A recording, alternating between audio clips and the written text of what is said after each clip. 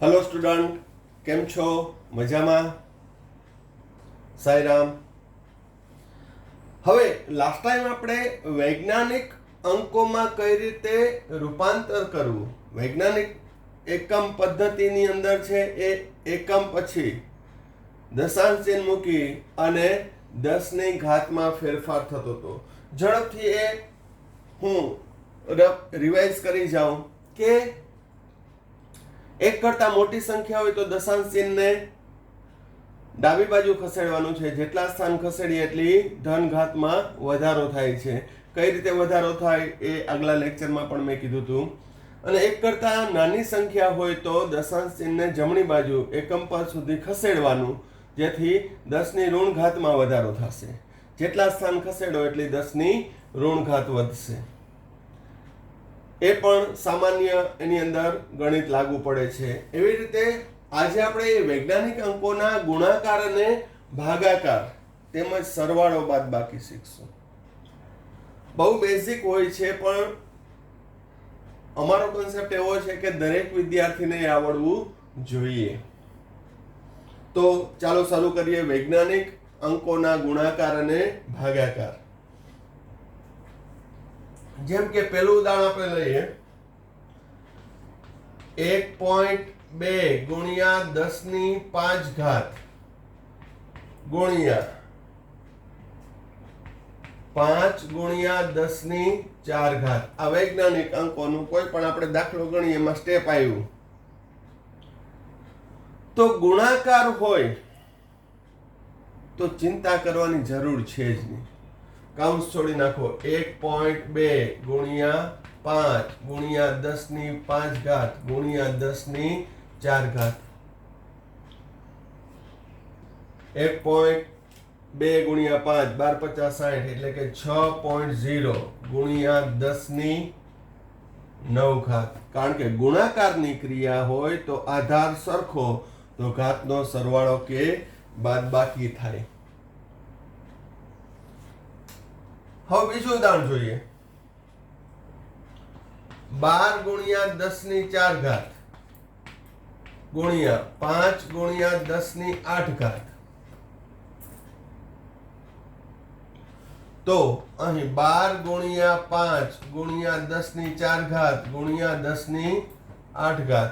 12 50 ને 60 ગુણ્યા 10 ની 12 ઘાત. ફાઇનલ જવાબ અહીંયા 60 પોઈન્ટ કઈ ના હોય તો 0. વૈજ્ઞાનિક અંક પદ્ધતિમાં રૂપાંતર કરું તો દશાંશ ચિહ્ન છે એને ડાબી બાજુ ખસેડું છું. કેટલા સ્થાન ખસેડવા જોશે? એક સ્થાન, એટલે 6.0. તો 10 ની ધન ઘાતમાં વધારો થાય. કેટલા સ્થાન ખસેડું? 1. તો 1 ને 12 13 ઘાત. તો જવાબ આવશે 6.0 ગુણ્યા 10 ની 13 ઘાત.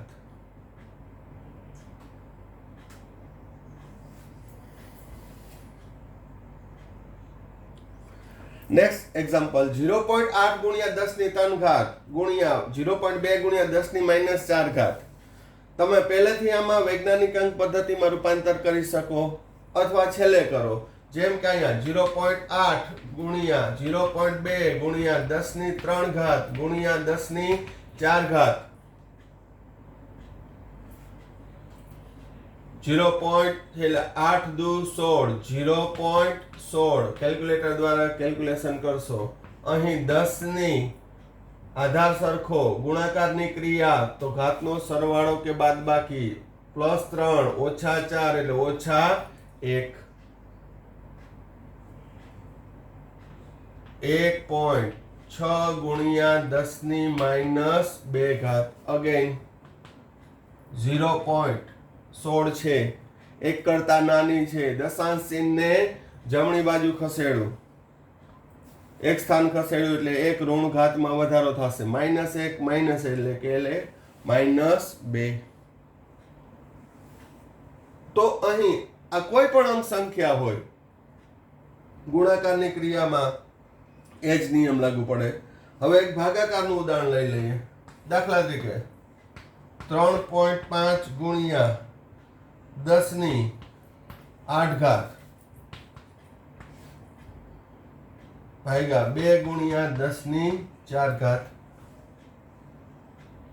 તો અહીં અંક સંખ્યા 3.5 ભાગ્યા 2 3.5 ભાગ્યા 2 એટલે ભાગાકાર કરશો એટલે આવશે 1.75 ગુણ્યા 10⁸ છેદમાં 10⁴ છે ઉપર આવે તો ગુણ્યા 10⁻⁴ સાઈન બદલી ગઈ આ પ્લસ છે તો માઇનસ થઈ જશે તો 1.75 ગુણ્યા 10⁴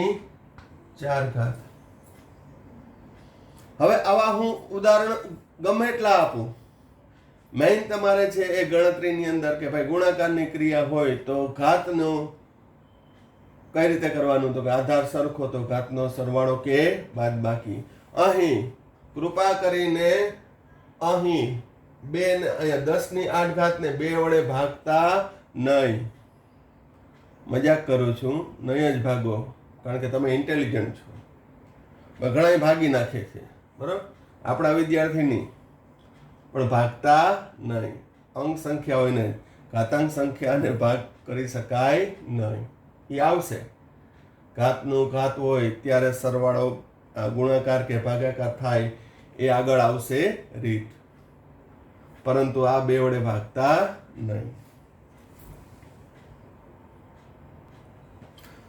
હવે વૈજ્ઞાનિક અંકોના સરવાળા અને બાદબાકી ગુણાકાર ભાગાકારની અંદર બહુ ચિંતા કરવા જેવું છે નહીં પણ સરવાળો અને બાદબાકીની ક્રિયા આવે ત્યારે ખાસ કાળજી રાખવી પડે એક ઉદાહરણ જોઈએ 2 ગુણ્યા 10⁵ વત્તા 2.2 ગુણ્યા 10⁴ લઈએ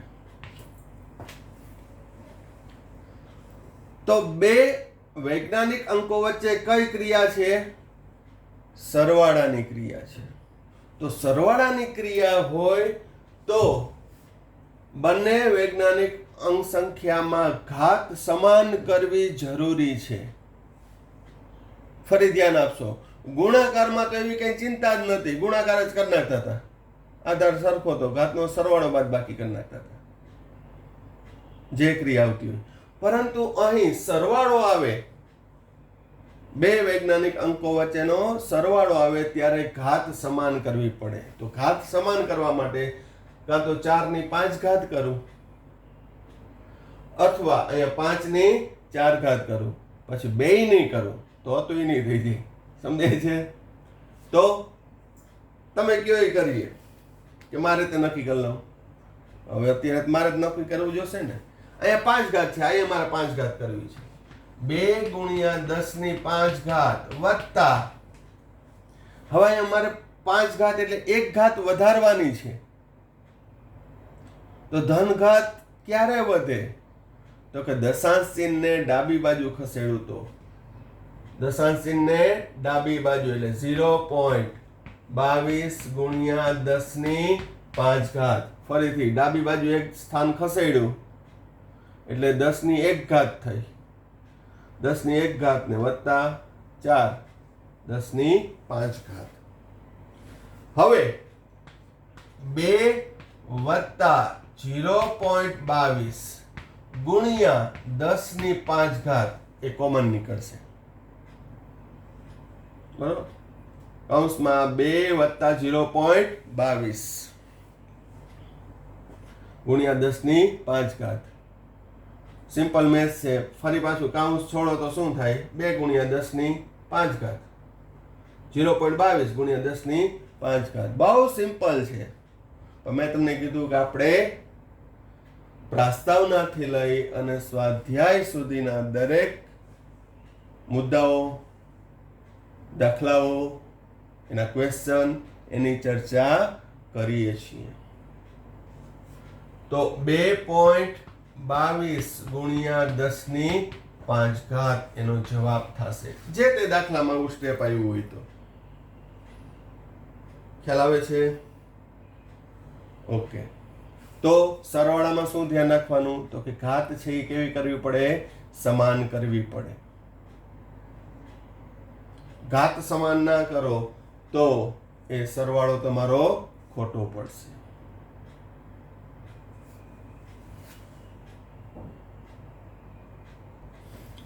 ચાલો એક હવે ગુણાકાર બાદબાકીનું ઉદાહરણ લઈ લઈએ. 3.00 ગુણ્યા 10 ની માઇનસ 4 ઘાત ઓછા 5.00 ગુણ્યા 10 ની માઇનસ 6 ઘાત બાદબાકીની ક્રિયા છે. વૈજ્ઞાનિક અંકોની બાદબાકીની ક્રિયા હોય, સરવાળો હોય કે બાદબાકી હોય ત્યારે ખાસ એલર્ટ થઈ જવાનું. શું? તો કે 10 ની ઘાતાંક છે એ સમાન કરવાની. ગુણાકાર ભાગાકારમાં ચિંતા જ નથી, પરંતુ સરવાળો કે બાદબાકીની ક્રિયા આવે ત્યારે ખાસ કાળજી રાખવાની. હવે આની અંદર પછી મેથેમેટિક આપણી રીતે લોજિક લગાડતા હોય. અહીં 10 ની માઇનસ 4 ઘાતની માઇનસ 6 ઘાત કરું, અથવા તો અહીંયા 10 ની માઇનસ 6 ઘાતની માઇનસ 4 ઘાત કરું, તો બે રીતે આપણે આમાં કરશું એટલે પ્રેક્ટિસ થઈ જાય. પહેલા આપણે અહીંયા 10 ની 6 ઘાત વાળું કરીએ. તો 10 ની 6 ઘાત કરવી હોય તો અહીંયા મારે શું કરવું પડે? ઋણ ઘાત વધારવાની છે. માઇનસ 4 છે એમાંથી મારે માઇનસ 6 કરવી છે, તો માઇનસ 2 ઘાત વધારવાની છે. કેટલી? માઇનસ 2 ઘાત. તો બે ઋણ ઘાત વધારવી હોય તો દશાંશ ચિહ્નને જમણી બાજુ ખસેડું. કેટલા? 2 સ્થાન, 1 અને 2, એટલા આવશે 300 ગુણ્યા 10 ની માઇનસ 6 ઘાત ઓછા 5.00 ગુણ્યા 10 ની માઇનસ 6 ઘાત.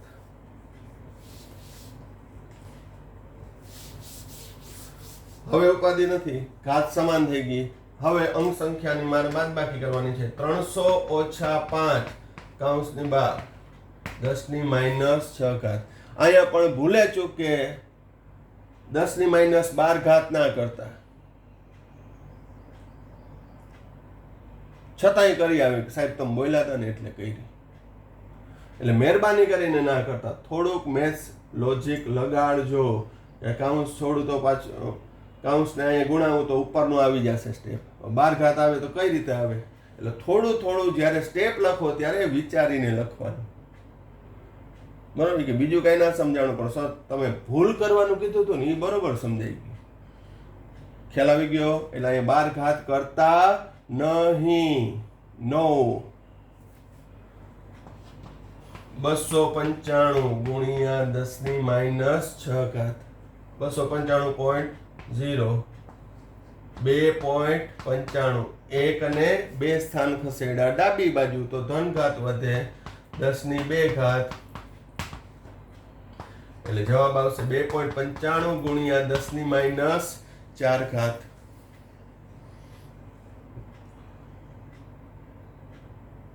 ખ્યાલ આવે છે? હવે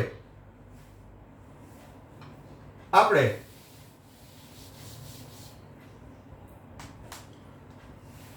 ચાર ઘાત કરીને ટ્રાય કરીએ. 3.00 ગુણ્યા 10 ની માઇનસ 4 ઘાત ઓછા માઇનસ 6 છે એમાંથી માઇનસ 4 કરવું છે. -6 માંથી -4 કરવું છે તો મારે કેટલું કરવું પડે? +2. તો મારે 2 ધન ઘાતમાં વધારો કરવો છે. તો 2 ધન ઘાત ક્યારે વધે? તો કે દશાંશ ચિહ્ન ડાબી બાજુ ખસે તો જ. તો ડાબી બાજુ ખસે તો હવે એની અંદર હું રીત કહી દઉં તમને થોડીક. આગળ કાંઈ ના હોય તો શું હોય? 0.00 લખી શકાય ને? તો દશાંશ ચિહ્નને હું ડાબી બાજુ 2 સ્થાન ખસેડીશ, 1 અને 2, એટલે આવશે 0.05 ગુણ્યા 10 ની માઇનસ 4 ઘાત. કારણ શું? 2 સ્થાન ડાબી બાજુ ખસેડ્યું તો +2 થયું, 10 ની +2 ઘાત થઈ, 10 ની +2 ઘાત ઓછા 6 ઓછા 4. ખ્યાલ આવે છે? બહુ સિમ્પલ મેથેમેટિકલ સ્ટેપ આપણે કરીએ છીએ. 3.00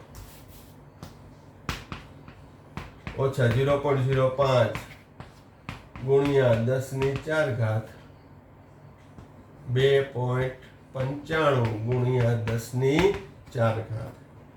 તો સૌપ્રથમ તો આપણે કોઈ પણ એક કરતાં મોટી અને એક કરતાં નાની સંખ્યા છે એને વૈજ્ઞાનિક અંક પદ્ધતિમાં રૂપાંતર કરતા આવડવું જોઈએ. એના માટેના મેં સિમ્પલ નિયમ પણ કીધા.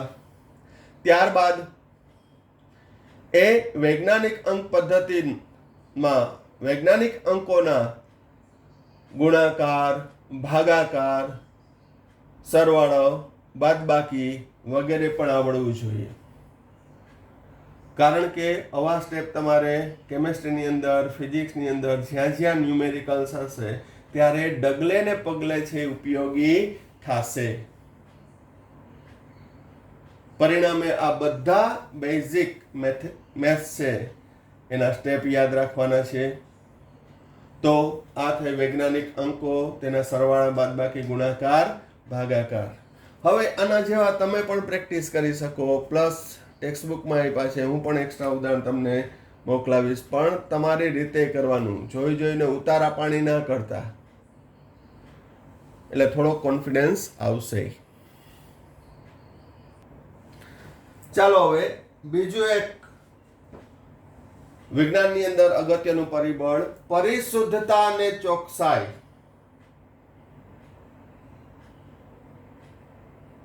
તો પરિશુદ્ધતા કેને કહેવાય? તો કે જ્યારે કોઈ પણ પ્રારંભિક રીતે માપેલા મૂલ્ય, પ્રારંભિક રીતે માપેલા મૂલ્યો એકબીજાની કેટલા નજીક છે તે દર્શાવે છે. એટલે કે એની અંદર સાતત્યપણું, કન્સિસ્ટન્સી કેટલી રહે છે એને કહેવાય પરિશુદ્ધતા. જ્યારે ચોકસાઈ, એક્યુરેસી એટલે શું? તો કે પ્રારંભિક રીતે માપેલા મૂલ્યોના સરેરાશ મૂલ્ય એ સાચા મૂલ્ય જેટલું આવે તો તેને ચોકસાઈ કહે છે, એક્યુરેસી. અથવા સાચા મૂલ્યની ખૂબ જ નજીક આવે અથવા તેના જેટલું આવે તો એ ચોકસાઈ વધુ કહેવાય, એને એક્યુરેસી વધુ કહેવાય. તો પરિશુદ્ધતા, કન્સિસ્ટન્સી એટલે કે માપેલા મૂલ્યો એકબીજાથી કેટલા નજીક છે. તમે પ્રેક્ટિકલ જ્યારે કરશો ને ત્યારે તમે આ બધી વસ્તુ અનુભવશો. એસિડ બેઝ તટસ્થીકરણ કે અનુમાપન કરવાનું કીધું હોય તો પેલું રીડિંગ આવે 15 ml એને હોય છે, બીજું વળી લઈ આવે 10 ml, ત્રીજી વખત વળી કરે તો 12 ml. ક્યાંય નો મેળ નહીં. જ્યારે સાચું મૂલ્ય આપણે કીધું કે 10 ml આવવું જોઈએ. તો પ્રેક્ટિકલ કરશો ત્યારે આ બધી વસ્તુઓ છે એ તમારા માઇન્ડમાં ક્લિયર થશે. પાછી ઘણા અવલોકન એવા લેશે ને ફૂટે 12 ઇંચના ફેર આવશે. કેટલો તફાવત? ફૂટે 12 ઇંચનો. બરોબર, એવું ના થવું જોઈએ. પણ અહીં આપણે પ્રેક્ટિકલ તો કરી શકીએ એમ નથી, તો આપણે અહીંયા એક સ્પેસિફિક ઉદાહરણ લઈએ. ચાલો, પરિશુદ્ધતા અને ચોકસાઈ માટેનું એક ઉદાહરણ શું છે? તો કે એક લોખંડનો ટુકડો કે જેનું સાચું મૂલ્ય 2 ગ્રામ છે, એનું ચોક્કસ મૂલ્ય કેટલું છે? 2.0 ગ્રામ. હવે 4 વિદ્યાર્થી A, B, C, D, આ 4 વિદ્યાર્થીને છે એ વજન કરવાનું કીધું કે આ લોખંડના ટુકડાનું વજન છે તમે કરો, એનું દળ માપો. બે અવલોકન લઈ અને એનો સરેરાશ લેવાનો. તો વિદ્યાર્થી એ દળ માપ્યું તો 1.95, ફરી પાછું એને માપ્યું તો 1.93 આવ્યું. જો અહીં ડિજિટલ વજન કાંટો આપવામાં નથી આવ્યો, વૈજ્ઞાનિક તુલા આવે છે, તો એ વૈજ્ઞાનિક તુલાની અંદર છે એ ગ્રામ માઇક્રોગ્રામના તોલા હોય એ પણ તમને લેબમાં આવશો ત્યારે જોવા મળશે. આ ડિજિટલ વજન કાંટાની વાત નથી કરતા. તો એને પ્રાયોગિક રીતે 1.95 ને 1.93 એનું સરેરાશ કેટલું આવ્યું 1.94. તો એ વિદ્યાર્થીનું આપણે અવલોકન કરવું હોય તો શું કહી શકાય? તો કે તે પરિશુદ્ધ છે, પરિશુદ્ધ છે પરંતુ ચોક્કસ નથી, કારણ કે સરેરાશ મૂલ્યથી સાચા મૂલ્યથી બહુ જ દૂર છે. તો વિદ્યાર્થી એ પરિશુદ્ધ છે, ચોક્કસ નથી એમ કહી શકાય. તો વ્યાખ્યા ક્લિયર થઈ ગઈ. એના બે અવલોકનો લીધા, એમાં કન્સિસ્ટન્સી એકસૂત્રીતા જળવાઈ રહી, પરિશુદ્ધતા જળવાઈ રહી, પણ એનું સરેરાશ મૂલ્ય સાચા મૂલ્યથી દૂર છે એટલે ચોક્કસ નથી. વિદ્યાર્થી બી નું અવલોકન જોવો. વિદ્યાર્થી બી છે, પહેલું અવલોકન ને બીજા અવલોકનમાં બહુ ડિફરન્સ છે. તો વિદ્યાર્થી બી પરિશુદ્ધ નથી. આ ઉપરાંત એક ચોક્કસ પણ નથી, પરિશુદ્ધ નથી અને ચોક્કસ પણ નથી. તો છે શું? પણ એનું સરેરાશ મૂલ્ય સાચા મૂલ્યની ખૂબ જ નજીક છે એમ કહી શકાય કે તમે જવાબની ખૂબ જ નજીક છો. પણ એ પરિશુદ્ધ નથી અને ચોક્કસ નથી. જ્યારે વિદ્યાર્થી સી છે 2.01 ગ્રામ 1.99, તો અહીં પરિશુદ્ધ છે અને સાચું મૂલ્ય સરેરાશ મૂલ્ય જેટલું જ છે એટલે અહીં પરિશુદ્ધ છે. વિદ્યાર્થી ચોક્કસ પણ છે. જ્યારે ડી વિદ્યાર્થી છે પરિશુદ્ધ નથી, પણ સરેરાશમાં મેળ ખાઈ ગયો સાચા મૂલ્યની, એટલે વિદ્યાર્થી ડી પરિશુદ્ધ નથી પરંતુ ચોક્કસ છે. અઠિયો લાગી ગયો. 1.95 ને 2.05 તો બે મૂલ્ય બહુ ડિફરન્સ વાળા કહેવાય, એટલે પરિશુદ્ધ ના કહેવાય.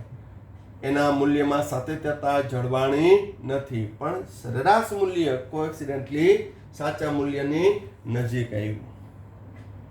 તો આ ખાસ જ્યારે તમે પ્રેક્ટિકલની અંદર આવશો ત્યારે આ બધું તમને જોવા મળશે. તમે ખુદ પ્રેક્ટિકલ કરશો ત્યારે જ્યારે અવલોકન લખો ત્યારે આ બે શબ્દ તમને યાદ આવશે કે હું કેટલો પરિશુદ્ધ છું, હું કેટલો ચોક્કસ છું. ખ્યાલ આવી ગયો? ઓકે. હવે આ બેઝિક ફંડામેન્ટલ ની અંદર આપણે ભૌતિક રાશિઓ, ગાણિતિક ક્રિયાઓ કેટલી એ જોયું. હવે એ બેઝિક ફંડાનો છેલ્લો પોઈન્ટ આપણે ચર્ચા કરશું અર્થસૂચક સંખ્યાનો. તો ચાલો એ પણ અગત્યનું છે, અર્થસૂચક સંખ્યા. હવે અર્થસૂચક સંખ્યા અથવા સાર્થક સંખ્યાઓ એના નિયમો. તો અર્થસૂચક સંખ્યા એ શૂન્ય સિવાયની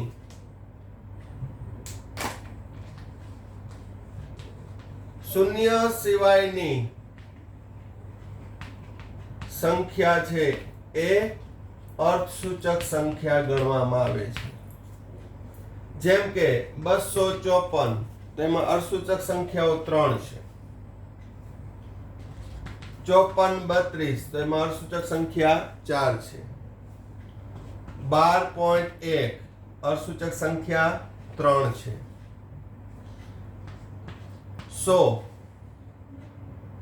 તો અહીં ખાસ ધ્યાન રાખજો, અર્થસૂચક સંખ્યા 1 છે. અર્થસૂચક સંખ્યા કેટલી છે? 1. 250 તો અર્થસૂચક સંખ્યા કેટલી છે? 2. શૂન્યના અર્થસૂચક સંખ્યા ગણવામાં આવતી નથી. આવું તમારે ફિઝિક્સની અંદર પણ આવશે. હવે શૂન્ય સિવાયની સંખ્યા અર્થસૂચક સંખ્યા ગણવામાં આવે છે, પણ આ તો મેં પૂર્ણાંક સંખ્યા લીધી છે, એક અપૂર્ણાંક લીધી છે. પણ ઘણી એવી સંખ્યાઓ હશે કે એમાં શૂન્ય આવતા હોય તો એને અર્થસૂચક સંખ્યા ગણવી નહીં. તો કે બે અંકો વચ્ચે, નેક્સ્ટ નિયમ શું? બે અંકો વચ્ચે આવતા શૂન્યને અર્થસૂચક સંખ્યા ગણવામાં આવે છે. બે અંકો વચ્ચે આવતા શૂન્ય ને અર્થસૂચક સંખ્યા ગણવામાં આવે છે. અહીંયા હું નિયમ સહિત તમને મટીરિયલમાં મોકલી દઈશ, એટલે પ્રેક્ટિસ કરજો. જેમ કે 205, તો એમાં અર્થસૂચક સંખ્યા 3. બરાબર ધ્યાન રાખજો, મેં 250 લખ્યું તો અર્થસૂચક સંખ્યા કેટલી થઈ? 2 જ. પરંતુ 205 તો બે અંકોની વચ્ચે આવે છે. 1054 અર્થસૂચક સંખ્યા 1, 2, 3 ને 4. પામ લખ્યું હોય 54, 10 તો અર્થસૂચક સંખ્યા 3 જ થાય. બરાબર. 11th લેવલે છે, એમસીક્યુ પૂછાઈ શકે, બાકી કોમ્પિટિટિવ એક્ઝામમાં કે બોર્ડમાં તો ઉપયોગી નથી, પણ નોલેજમાં હોવું જોઈએ. 2002 અર્થસૂચક સંખ્યા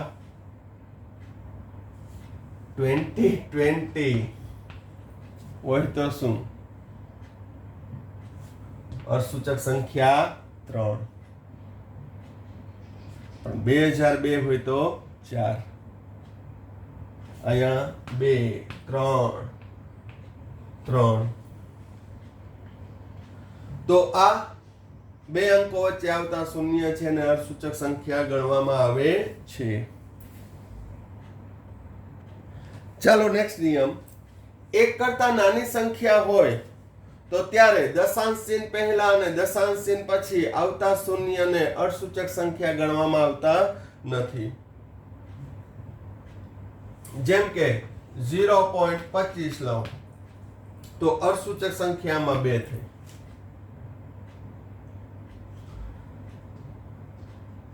0.0015 લો તો દશાંશ ચિહ્ન પહેલા અને દશાંશ ચિહ્ન પછી ના શૂન્ય અર્થસૂચક સંખ્યા ગણવામાં આવશે નહીં. તો કેટલા આવશે? 2 જ. પણ 0.00205 તો દશાંશ ચિહ્ન પહેલા અને દશાંશ ચિહ્ન પછી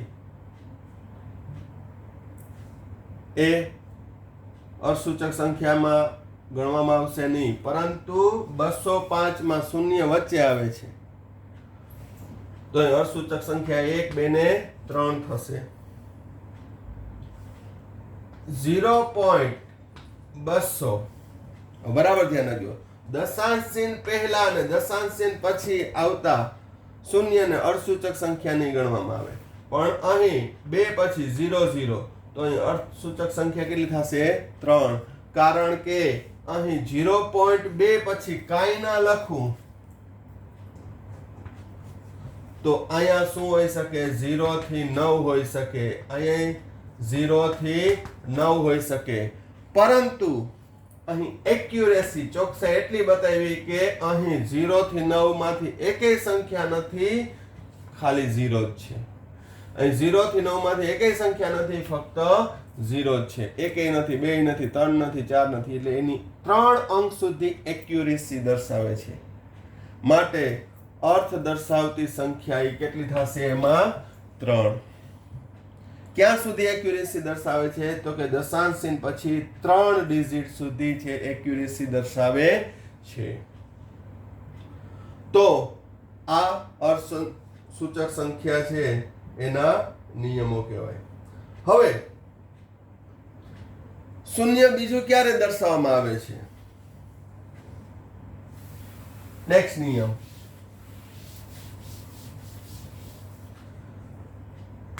તો કે પૂર્ણાંક સંખ્યા પછી મૂકવામાં આવતા શૂન્યને અર્થસૂચક સંખ્યા તરીકે ગણવામાં આવે છે. પૂર્ણાંક સંખ્યા પછી મૂકવામાં આવતા શૂન્યને શું અસૂચક સંખ્યા ગણવામાં આવે છે. હમણાં જ મેં તમને કીધું કે ખાલી 2 લખું ને 2 અંક તો એની અસૂચક સંખ્યા અનંત થઈ જાય. કેટલી થઈ જાય? અનંત. 2.0 લખું તો અસૂચક સંખ્યા 2. 2.000 લખું તો અસૂચક સંખ્યા 3. 2.000 લખું તો અસૂચક સંખ્યા 4. 2.0000 લખું 1 2 3 4 5 અસૂચક સંખ્યા કેટલી થશે? 5. ખાલી 2 બતાવું ને કે 2 દડા તો એ અનંત સંખ્યા થઈ જાય. હવે અહીં 105.000 તો 2 અંકો વચ્ચે શૂન્ય એવો તો એને ગણવાનું. નિયમો પાકા કરી લ્યો એટલે કે આમાં અસૂચક સંખ્યા કેટલી છે? તો 1 2 3 4 5 6. આમ આપ્યું હોય 0.205.015 તો આમાં ગણવું હોય તો કે આ 0 ગણવામાં આવશે નહીં. 1 2 3 દશાંશિન પછી શૂન્ય આવ્યો ગણશું નહીં. 1 2 3 4 અને 5 MCQ માં આપ્યું હોય અસૂચક સંખ્યા કેટલી? 4 5 6 કે 7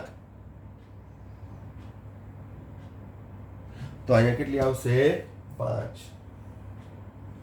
તો આ વાત થઈ સામાન્ય ગાણિતિક ક્રિયાઓની, કઈ રીતે સંખ્યા લખવામાં આવે છે. આ ઉપરાંત અસૂચક સંખ્યાના સરવાળા બાદબાકીના નિયમો છે જે હું તમને હમણાં મટીરિયલમાં મોકલું છું, ટેક્સ્ટબુકના પેજમાં મોકલું છું. એની પ્રેક્ટિસ કરજો. કાંઈ પણ ડાઉટ્સ હોય તો હવે મારા નંબરથી નામથી પરિચિત જ છો તો વોટ્સઅપની અંદર છે તમારે ડાઉટ્સ પૂછી શકો. પણ કાંઈ પણ ક્વેરી રહેતી હોય તો એની અંદર છે એ સોલ્વ કરી નાખવાની. પરંતુ આ જેટલું છે એ બધું એકદમ બેઝિક છે. મેં તમને કીધું પરીક્ષાલક્ષીમાં 3 માર્ક 4 માર્ક કે એવું નથી, કારણ કે એ માર્ક ઓરિએન્ટેડ. હવે જે રિયલ કેમેસ્ટ્રીની અંદર શું છે, રાસાયણિક સંયોગીકરણના નિયમો, મોલ સંકલ્પનાઓ, સાંદ્રતા, દ્રાવણો, એ હવે પછી આવશે. બધું જે કેમેસ્ટ્રીને લગતું હોય. અત્યાર સુધી જે ભણ્યા એ કેમેસ્ટ્રી શું છે, એનું મહત્વ, કેમેસ્ટ્રીમાં કેનો અભ્યાસ કરવામાં આવે છે, પદાર્થ કેનો બનેલો છે, એ પદાર્થના મૂલ્ય સાથે સંકળાયેલી ભૌતિક રાશિઓ, એની સાથે સંકળાયેલા ભૌતિક મૂલ્યોની ગાણિતિક ક્રિયાઓ કઈ રીતે દર્શાવવી, એમાં ચોક્કસ સંખ્યાઓ કઈ, અર્થ દર્શાવતી સંખ્યા, પરફેક્શન દર્શાવતી સંખ્યાઓ, એ બધા વિશેની જાણકારી આપણે અત્યાર સુધી મેળવી. હવે નેક્સ્ટ લેક્ચરથી આપણે ભણશું રાસાયણિક સંયોગીકરણના નિયમો. પણ શરૂઆતમાં દરેકમાં થોડું બેઝિક આવશે જ. થોડુંક તમને વર્ક પણ આપું છું કે તમે પરમાણુ ક્રમાંક, પરમાણુ ભારાંક, આ બધાનું થોડુંક સ્ટડી કરજો તો થોડી વધારે મજા આવશે. હવે એક તમને ઇન્સ્ટન્ટમાં એક ક્વેશ્ચન આપું છું, થોડુંક વિચારો. જે તમને મેં રૂપાંતરણો કરાવ્યા એના આધારે તમારે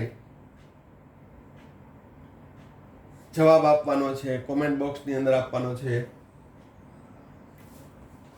2 લીટર બરાબર ખાલી જગ્યા મીટર ક્યુબ.